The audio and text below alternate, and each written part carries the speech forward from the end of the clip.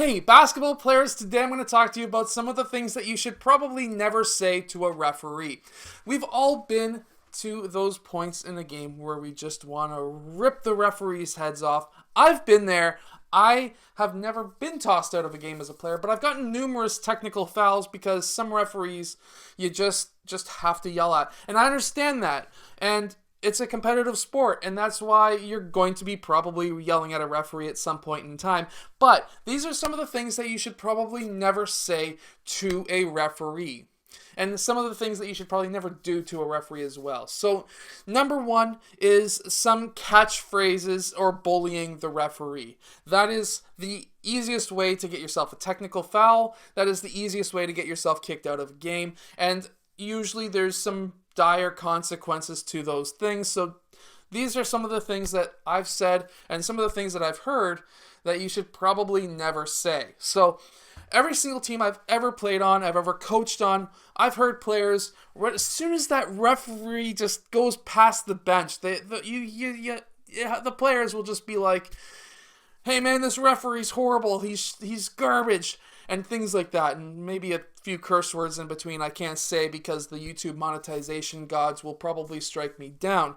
But as soon as that referee runs past the bench, the players will start talking to each other and ragging on the referee. And, the referee, if he hears it, which he probably does, it's not going to be making him feel any better. And if he hears things like that, I'm going to guarantee you right now that he's not going to be so nice to you when you get back on the court.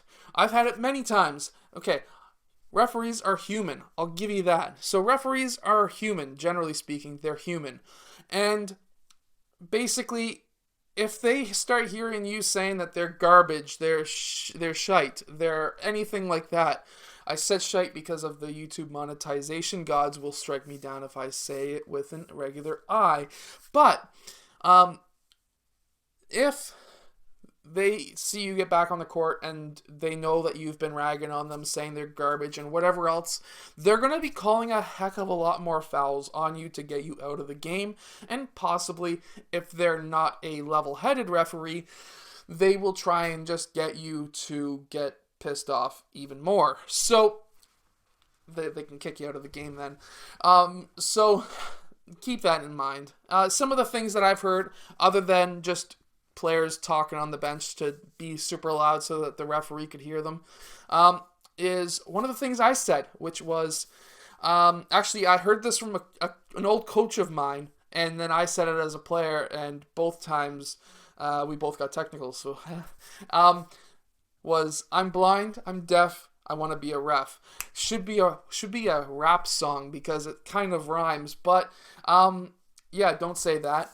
Some of the things that I like to do as a coach these days is when I see a referee, before the game, especially if I know that they've kind of had the history with our team where they'll be giving us technicals, is go up to the referee and be like, hey man, I seen you come in.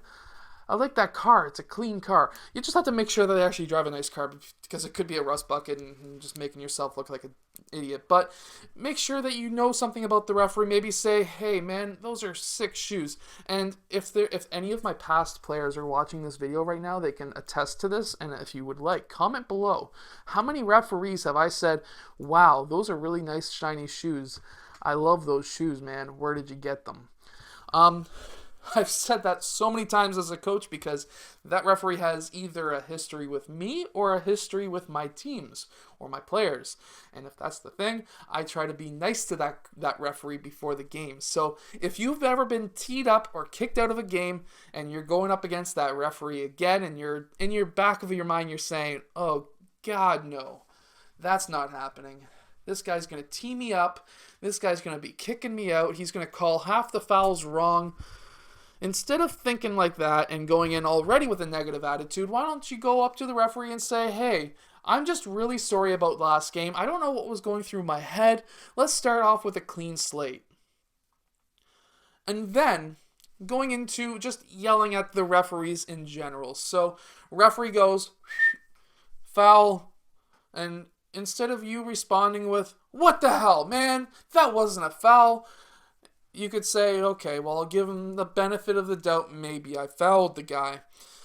And then you can go up to him maybe in a stop and play, or maybe at halftime or at the end of the quarter, and you can say, hey, at such and such a time, you call a foul on me. I just want to have I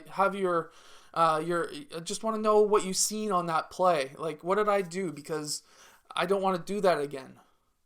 And that way you're putting the onus on yourself that you want to learn from your mistakes. And he might actually say, hey, like, I seen your lower body make contact with his hips when he was trying to drive by you. You didn't reach in, but your hips made contacts with his hips, made him off balance, and that's why I called you for a foul. Or whatever it may be. I'm just making up a story at this point, but if you go back to him and then you're like, oh crap, you know what? I did hit his hips.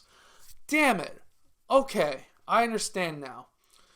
So things like that, it allows you to be able to communicate to the referees. And if you're able to communicate to the referees in that kind of a way where you can say, hey, I didn't understand that call. Could you explain it to me? Because then I can learn from my mistakes. Then if he comes back with, I don't know what you're talking about or whatever, then you know in your mind that the referee is now getting caught on what he did, and he knows that, and now you've got in his mind that maybe he shouldn't be calling that crap because you've got a level head, and in return, maybe he did have a good reason to call it, and he's telling you, hey, your hips hit his hips, and blah, blah, blah. So that way you can kind of get into the referee's head of, hey, I'm a nice guy, and I just want to understand my mistakes. Another one is if you keep on getting called for a travel, let's say you're doing a gather step and you're doing a gather step and the referee's calling it. And then you can go up to the referee at halftime, or you can go up to him before the game and say, how can I make this move legal? What am I doing wrong? Why do I keep on getting called for a travel on this move? Because I just want to learn so I can use the proper version of this move. And if the referee's cool and he actually goes in and says, you know what, show me the move, and I'll explain it to you. And maybe you're doing your gather step while your trailing foot is still on the ground, and you're not doing the gather step when you're in the air, because you need to gather the ball when you've got both feet off the ground. So there's a few, and it's like when you're talking about travels, it's like a split second that makes it a legal or illegal move. So if you can get it into the referee's head and he can correct you or whatever before the game or at halftime, and then he'll have it in his mind saying, well, I just taught him that move, or I just explained that move to him, and he's doing it right. Now I can't call it on him.